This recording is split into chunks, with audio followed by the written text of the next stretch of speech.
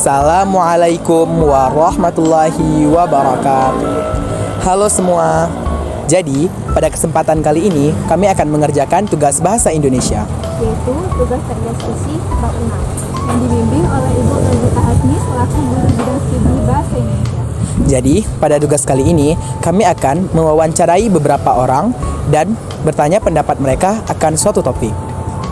Selamat menyaksikan. Target wawancara kami diantaranya adalah Bapak Haji Fauzan SAG MAG selaku Kepala Madrasah MT3 Aceh Barat, Ibu Yuli Rahmi SPD selaku Guru MTSN 3 Aceh Barat, Bu Cutnila Faulina SE selaku Kepala Bidang Perpustakaan Daerah, Ibu Nalidar SPD selaku Pengajar LPQ.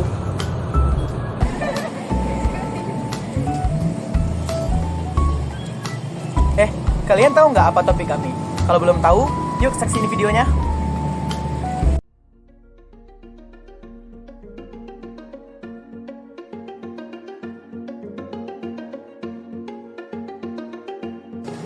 Assalamualaikum warahmatullahi wabarakatuh. Halo teman-teman. Zaman telah berubah dan sekarang kita sampai pada zaman di mana AI atau kecerdasan buatan sudah merajalela.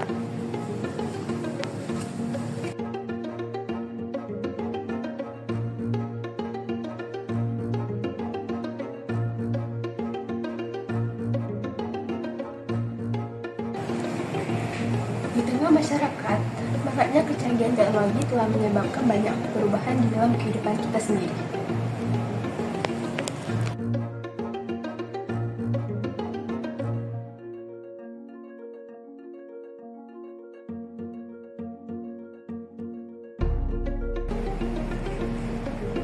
Seperti perubahan adat, tradisi, budaya, kebiasaan, dan pola pikir masyarakat.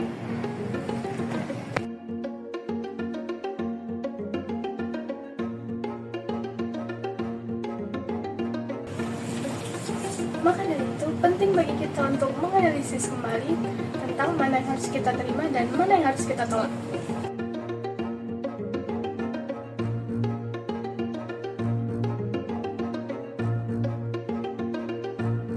Maka dari itu, kami memutuskan untuk mengangkat topik penggunaan AI bagi pelajar. Assalamualaikum warahmatullahi wabarakatuh. Halo teman-teman, jadi di sini saya sedang bersama salah seorang narasumber kita, yaitu Bapak Haji Fauzan SAG MAG yang merupakan Kepala Madrasah MTSN 3 Aceh Barat. Assalamualaikum warahmatullahi wabarakatuh, Bapak. Waalaikumsalam warahmatullahi wabarakatuh. Jadi, Bapak, kami mengangkat topik penggunaan AI mendukung atau menghambat proses belajar bagi siswa. Karena kami melihat di tengah maraknya kecanggihan teknologi, AI menjadi teknologi yang paling sering digunakan. Langsung saja saya akan memberikan beberapa pertanyaan kepada Bapak mengenai topik yang saya sebutkan sebelumnya. Jadi, bagaimana tanggapan Bapak mengenai penggunaan AI atau kecerdasan buatan dalam dunia pendidikan, terutama bagi pelajar? Apakah hal ini membantu meningkatkan produktivitas belajar atau justru akan menghambat dan menurunkan kualitas para pelajar? Ayo, Pak. Kalau dilihat dari segi produktivitas tentu sangat mendukung. Dengan AI ini sangat menjadikan waktu lebih efisien. Kalau dulu kita mencari gambar misalnya kan, itu butuh waktu yang sangat lama. Kalau sekarang kita tinggal memerintahkan salah satu platform AI, misalnya Chat GPT apalagi banyak platformnya. Tinggal kita berpikir sedikit, kita kasih perintah langsung keluar tentu sangat produktif kalau kita menggunakan ini dengan baik. Saya sangat mendukung ini siswa-siswa atau pelajar menggunakan AI dalam proses pembelajarannya. Waktu yang singkat bisa menghasilkan produk yang banyak. Berarti di sini Bapak lebih berpendapat pro atau setuju ya dengan penggunaan AI oleh pelajar di zaman sekarang? Ya, saya sangat setuju karena seperti saya sering sampaikan bahwa perkembangan teknologi informasi ini nggak bisa kita bendung ya. Kalau kita mau bendung ini kita keluar di dunia ini ya. Nah, ini kan dunia global sekarang. Dunia global itu seperti dunia ini sebagai sebuah kampung kecil. Kalau dulu kan susah kita komunikasi dengan orang-orang luar, kan sekarang mudah sekali. Itu juga perkembangan teknologi. Yang paling mutakhir kan sekarang AI, kecerdasan pun ada namanya kecerdasan buatan. Ini nggak bisa kita tolak. Bagaimana kita menggunakan ini secara baik, tentu tanpa mengenyampingkan penggunaan proses berpikir. Kita menggunakan AI kan berpikir juga. Contohnya kita kasih perintah, kalau nggak berpikir gimana ini? Tapi dia jadi mudah kita. Ya, ada pertanyaan lainnya? Silakan. Pertanyaan selanjutnya Pak, mungkin. Jika demikian, apa saran yang dapat Bapak berikan agar pelajar dapat menggunakan AI dengan efisien dan produktif tanpa mengalami ketergantungan? Ini ketergantungan ini kenapa nggak bisa membagi waktu? Ini kita menggunakan teknologi ini seperti orang kecanduan juga, seperti orang merokok. Tapi kalau kita bisa membagi waktu, kapan kita menggunakan media-media ini, perangkat-perangkat media ini, dan kapan kita juga berpikir, melakukan proses-proses berpikir secara konvensional. Artinya ada waktu-waktu juga kita menggambar secara ini, apalagi ada bakat menggambar. Jadi tidak semuanya kita serahkan ke AI. Karena ada hal juga nggak bisa dilakukan AI, kadang-kadang salah juga, kita perintahin, lain dia jawab. Pernah nggak kalian misalnya buat gambar di AI? Ketika kita lihat hasilnya, kadang-kadang nggak sesuai harapan juga. Misalnya kita suruh buat kolam ikan, udah besar ikannya dengan tiang, ya. Jadi tergantung perintah kita juga. Jadi tetap proses-proses berpikir secara biasa. Artinya ketika kita hobi menggambar, kita tetap menggambar, menggunakan kemampuan kita. Cuma kita gunakan AI ini untuk efektivitas waktu saja. Jadi bagaimana kita membagi waktu, terserah kita. Kalau kita pandai membagi waktu, maka proses dalam penggunaan AI ini, maka proses berpikirnya akan jalan. Tapi kalau semuanya kita serahkan kepada kecerdasan buatan ini, jangan-jangan kecerdasan kita jadi tumpul. Begitu saran saya. Jadi tetap kita berpikir secara biasa. Hasil AI pun kita cerna lagi. Ini betul nggak nih? Kalau salah kita ulang lagi. Gitu. Seperti itu ya. Terima kasih kami ucapkan kepada Bapak Fauzan selaku narasumber. Terima kasih Pak ya atas pendapatnya Pak. Ya, sama-sama. Semoga kalian menjadi orang yang bijak dalam penggunaan ini. Jangan tergantung, jangan berpikir bahwa ini sudah ada kecerdasan buatan, nggak perlu lagi kita berpikir. Jadi proses-proses berpikir secara biasa, diskusi, ya. Kalau kita suka diskusi, ya. Kadang-kadang ada waktu kita merancang sendiri, buat program apa misalnya, jangan langsung ke AI. Iya. Tapi ketika waktu misalnya sudah ini, kita harus menyelesaikan berapa hal dalam waktu yang singkat, itu kita gunakan AI. Dan setelah ada hasil AI pun kita cerna lagi. Ini betul nggak nih? Jangan diambil 100%. Kemudian diedit lagi, kita bawa ke komputer. Diedit. Pasti banyak salah. Disitulah kita masih memberikan ruang kita untuk berpikir. Tapi kalau kita ambil langsung ini udah kita anggap AI ini udah betul. Itu nggak ada lagi kreativitas berpikir. Itu menghambat kreativitasnya. Oke. Terima kasih Pak. Ya, sama-sama. Nah teman-teman, jadi itulah pendapat yang disampaikan oleh salah seorang narasumber kita, Bapak Haji Fauzan SAG MAG. Saya Daniel Mulyadi selaku juru bicara pamit undur diri dan sampai jumpa lagi. Assalamualaikum warahmatullahi wabarakatuh. Halo teman-teman. Jadi di sini saya sedang bersama salah seorang narasumber kita, yaitu Bu Yuli Rahmi SPD, yang merupakan guru MSN 3 Aceh Barat. Assalamualaikum warahmatullahi wabarakatuh. Jadi kami mengangkat topik penggunaan AI mendukung atau menghambat proses belajar bagi siswa. Karena kami melihat di tengah maraknya kecanggihan teknologi, AI menjadi salah satu teknologi yang paling sering digunakan. Baiklah, kalau menurut pendapat saya tentang AI itu ada dua penilaian, baik dari segi positif maupun negatifnya. Kita lihat dulu dari segi positifnya. Dari segi positifnya, AI itu sangat membantu terutama siswa maupun guru dalam proses belajar mengajarnya, terutama dalam bidang pencarian mungkin di tugas-tugasnya, kemudian dalam tugas administrasi itu sangat membantu kegiatan guru. Bahkan itu bisa mengefisiensi waktu dalam mengerjakan tugasnya. Jadi ketika salah satu tugas sudah terselesaikan dengan bantuan AI, jadi tugas-tugas yang lain itu bisa ikut terselesaikan juga. Nah, Kemudian kalau untuk dampak bagi siswanya ataupun mahasiswa ataupun pelajar yang lainnya, itu sangat membantu ya, sangat membantu siswa ketika mereka mendapatkan salah satu tugas yang memang mungkin tutornya itu kurang, kemudian ataupun keberadaan si gurunya ini kadang ya, sekarang tipikal guru kan yang enggak 100% harus ada gurunya di kelas ataupun anak-anak bisa bebas bertanya. Nah, sekarang guru fungsinya itu hanya sebagai tempat terakhir si siswa itu bertanya. Selebihnya siswa itu dituntut untuk belajar secara mandiri. Nah, AI ini salah satu aplikasi yang sangat bagus yang membantu siswa untuk belajar dengan mandiri. Nah, tetapi bisa dilihat juga dari segi negatifnya. Nah, AI ini dikatakan negatif ketika penggunaannya itu tidak tepat. Dalam artian ketika seorang siswa ataupun pelajar menggunakan AI, 100% dia menyerahkannya kepada AI tanpa melihat benar atau salahnya, kemudian tanpa menilai kembali hasil kerjanya itu.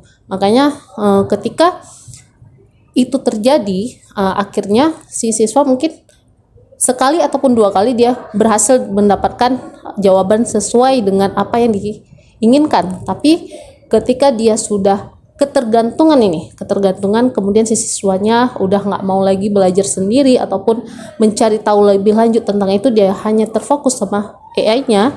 Nah, itu membuat sisi negatifnya si AI-nya itu terlihat. Nah, kemudian juga dia tidak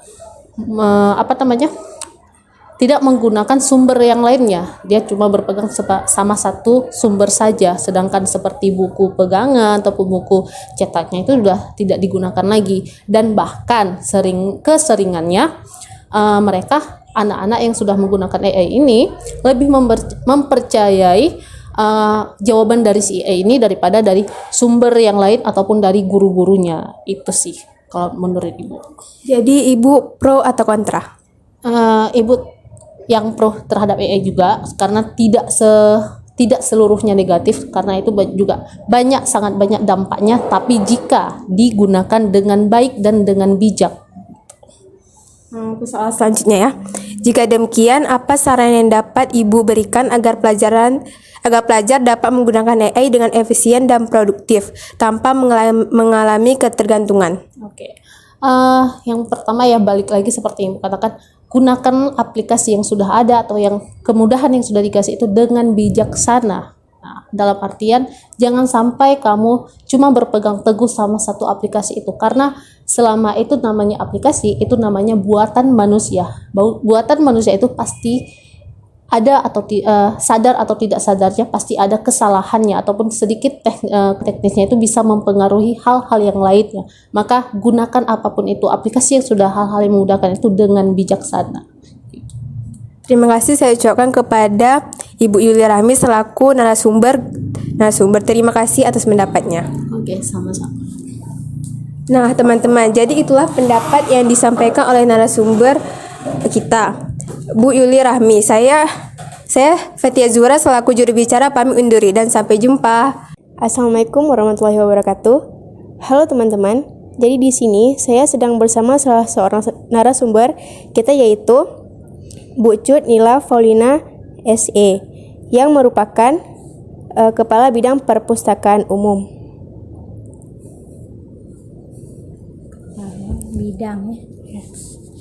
Assalamualaikum warahmatullahi wabarakatuh. Jadi Ibu, kami mengangkat topik penggunaan AI mendukung atau menghambat proses belajar bagi siswa. Karena kami melihat di tengah maraknya kecanggihan teknologi, AI menjadi salah satu teknologi yang paling sering digunakan. Langsung saja saya akan memberikan beberapa pertanyaan kepada Ibu mengenai topik yang saya sebutkan sebelumnya. Pertanyaan pertama, jadi bagaimana tanggapan Ibu mengenai penggunaan AI atau kecerdasan buatan dalam dunia pendidikan, terutama bagi pelajar? Apakah hal ini membantu meningkatkan produktivitas pelajar atau justru akan menghambat dan menurunkan kualitas para pelajar? Mohon jawab, Bu. Bismillahirrahmanirrahim.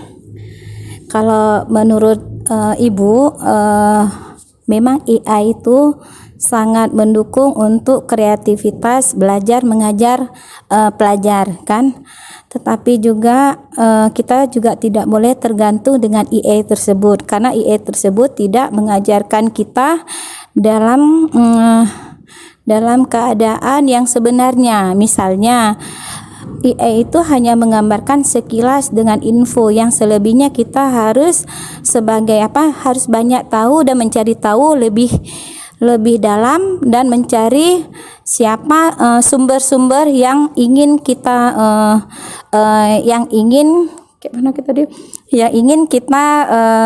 maksud, kepentingan apa yang kita maksudkan. Seperti contoh yang tadi Ibu sampaikan, misalnya kita dalam berjalan-jalan kita menggunakan IA. Contoh seperti kita menanyakan alamat A. Nah, dalam IA tersebut dia menampakkan jalurnya harus berjalan di jalur ini. Tapi sebelum kita mencari tahu jalurnya, misalnya alamat A, kita harus tahu di situ ada toko, ada ini. Karena IA itu hanya menunjukkan, kadang-kadang tempat kita jalan tuh berbelok-belok, malah lebih jauh dari yang kita pikirkan, karena itu berbentuk aplikasi dia IA, ya kan.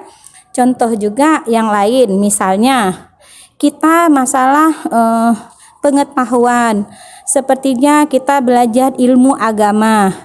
Ilmu agama itu tidak sepenuh-penuhnya kita harus belajar dari IA, karena apapun ceritanya kita harus mencari narasumber, yaitu berupa ulama yang kita percaya. Karena IA itu hanya menggambarkan, bisa saja aplikasi yang dimasukkan ke situ hanya oleh orang-orang, bisa saja yang tidak bertanggung jawab dan bisa saja yang bertanggung jawab. Jadi apapun yang kita dapatkan dari IA, kita jalankan kembali, atau kita lihat ulang, kita tilik ulang, dan kita mencari ulang, lebih tahu dan lebih dalam ilmu yang telah kita dapat dari IA tersebut. Jadi untuk kita bahas dan kita ulang bersama lagi. Jadi ini menurut Ibu pro atau kontra? Setuju atau tidak? Kalau menurut saya sih setuju saja. Kalau dibilang setuju, saya juga nggak setuju banget. Kalau dibilang saya kontra, juga saya nggak kontra banget. Tergantung dengan kebutuhan si pemakai IA tersebut. Jadi Bu, ini ada pertanyaan kedua. Pertanyaannya, jika demikian, apa saran yang dapat Ibu berikan agar pelajar dapat menggunakan AI dengan efisien dan produktif tanpa mengalami ketergantungan? Pelajar, coba diulang deh. Jika demikian, apa saran yang dapat Ibu berikan agar pelajar dapat menggunakan AI dengan efisien dan produktif tanpa mengalami ketergantungan? Pelajar tersebut harus banyak, sebelum menggunakan IA tersebut harus banyak membaca. Membaca, kita datang ke perpustakaan, mencari tahu dulu apa yang akan kita butuhkan. Paling tidak kita mencari dan mengulangnya lagi, berembuk lagi dengan guru-guru kita atau dengan tim-tim kita, apakah itu benar atau tidak sesuai dengan kebutuhan kita. Tapi kalau saran Ibu sih terhadap IA tersebut, tidak boleh tergantung, karena zaman dulu juga nggak punya, cuma orang berhasil juga karena pengalaman lebih ini daripada IA tersebut. IA itu hanya ciptaan manusia, bisa jadi benar ataupun tidak. Kadang-kadang kan sering terjadi IA tersebut hoax kayak gitu. Tapi kita harus melihat kebenaran dan menguji lagi kebenaran IA tersebut. Terima kasih saya ucapkan kepada Ibu Cut Nila Faulina SE selaku narasumber. Terima kasih Ibu atas pendapatnya. Nah teman-teman, jadi itulah pendapat yang disampaikan oleh narasumber kita, Ibu Cut Faulina SE. Saya Amara Ulfa selaku juru bicara pamit undur diri, dan sampai jumpa lagi. Assalamualaikum warahmatullahi wabarakatuh. Halo teman-teman. Jadi di sini saya sedang bersama salah seorang narasumber kita, yaitu Ibu Nalidar SPD yang merupakan pengajar LPQ. Assalamualaikum Ibu. Waalaikumsalam. Jadi Ibu, kami mengangkat topik penggunaan AI mendukung atau menghambat proses belajar bagi siswa. Karena kami melihat di tengah maraknya kecanggihan teknologi, AI menjadi salah satu teknologi yang paling sering digunakan. Langsung saja saya akan memberikan beberapa pertanyaan kepada Ibu mengenai topik yang saya sebutkan sebelumnya. Jadi, bagaimana tanggapan Ibu mengenai penggunaan AI atau kecerdasan buatan dalam dunia pendidikan, terutama bagi pelajar? Apakah hal ini membantu meningkatkan produktivitas pelajar atau justru akan menghambat dan menurunkan kualitas para pelajar? Ya, terima kasih pertanyaannya. Bagi Ibu, AI itu hanyalah alat yang menentukan bagus atau tidaknya suatu alat itu adalah penggunanya tersendiri. Jadi AI itu akan sangat bermanfaat dalam dunia pendidikan. Salah satunya bisa sebagai pembelajaran yang kita bilang dia tuh adaptif. Jadi bagi seorang guru itu yang metode belajarnya itu ceramah, belum tentu bisa diterima bagi anak yang metodenya belajar itu dia audio, atau dia juga perlu gerakan. Kalau hanya sekedar ceramah tanpa adanya gerakan, dan itu bisa membuat kelas itu membosankan. Jadi adanya AI dalam pendidikan itu bisa menyesuaikan dengan kebutuhan masing-masing apa yang anak itu ingin metode belajar yang digunakannya. Kemudian juga pembelajaran di AI itu inovatif. Dia itu bisa terus berkembang kreatif. Jadi media atau pembelajaran dalam AI bisa menarik dan juga bisa membuat anak itu semakin minat.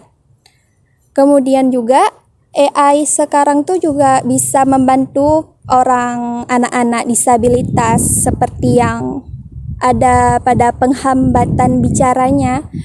Ada juga AI yang bisa mampu memahami penghambat bicara dari anak itu, dan dia bisa mengeluarkan bahasa yang lebih jelas dimengerti oleh kita. Terus juga bagi kekurangannya bisa jadi mungkin anak-anak itu akan kecanduan, dan juga kekurangannya itu tergantung ketika biasanya digunakan saat ujian mungkin. Seharusnya AI itu untuk membantu kita belajar, tapi bagi anak-anak malah menjadi kecurangan untuk membantu mereka dalam ujian. Itu saja. Baik, jadi menurut Ibu pro atau kontra? Pro setuju, kontra tidak setuju mengenai hal ini. Menurut Ibu gimana? Kalau menurut Ibu itu, Ibu sendiri pribadi setuju, tapi harus ada pengawasan dari pihak sekolahnya. Apalagi AI itu bebas, jadi tidak semua pelajaran itu bisa dieksplor oleh anak-anak. Harus ada batasan usia tertentu. Oh iya. Baik, selanjutnya, jika demikian, apa saran yang dapat Ibu berikan agar pelajar dapat menggunakan AI dengan efisien dan produktif tanpa mengalami ketergantungan? Itu bisa kita lakukan yang dengan kita tetap berpedoman oleh buku dan juga catatan saat kita belajar itu. Jadi mendahulukan untuk belajar, kalau diberikan tugas kita dahulukan dengan membaca dan melihat catatan kita kembali sebelum kita bertanya kepada AI terlebih dahulu. Untuk tugas atau PR tuh kita juga bisa meminta AI membantu kita, tapi tidak kita gunakan untuk dalam menjawab soal ujian. Baik, terima kasih Ibu. Terima kasih saya ucapkan kepada Ibu Nalidar SPD selaku narasumber. Terima kasih Ibu atas pendapatnya. Nah teman-teman, jadi itulah pendapat yang disampaikan oleh narasumber kita, yaitu Ibu Nalidar SPD. Saya Katija selaku juru bicara pamit undur diri, dan sampai jumpa lagi.